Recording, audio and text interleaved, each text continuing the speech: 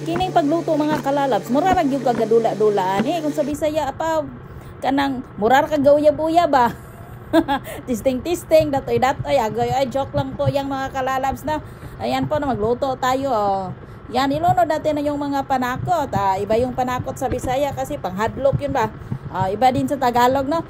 Pag mag-try tayo na magluto mga kalalabs, lalo na yung pinakauna nating pagkakataon ay ano yan lang mga kalalabs, tsambahan lang yan, kaya wag tayong matakot sa kakain. Dahil kung masarap o hindi, dapat kakain sila. Kaya pila naman buhatog tayo mga kalalabs. Joke lang ito mga kalalabs na, pero sa totoo lang hindi pa talaga, hindi lalim mag voice over mga kalalabs. Yan no, meron tayong pagkakataon na magkanga ng maraming basis ba, pero okay lang yan mga kalalabs unsa ra good ni dili maantoy ba. Magluto tayo ng seafoods mga kalalabs. Masarap ito. Talagang masarap ito mga kalalabs. So, lagyan natin ng oyster sauce. Yan no, social ba.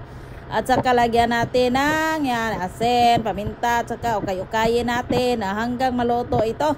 At saka namnam na yan mga kalalabs. So, masarap yan. Dati no, hindi ko pa kilala sa oyster sauce, pero ngayon nag-asawa na ako ay kilala ko na sa oyster sauce. Ayan lang pala. Akala ko ng mga kalalabs ba. Ano na. Makikita naman mga kalalabs no, ang sarap na ng natin ba, yung luto natin ay kahit anong kuan mga kalalabs, masarap talaga itong pasaya no. Sus, kalami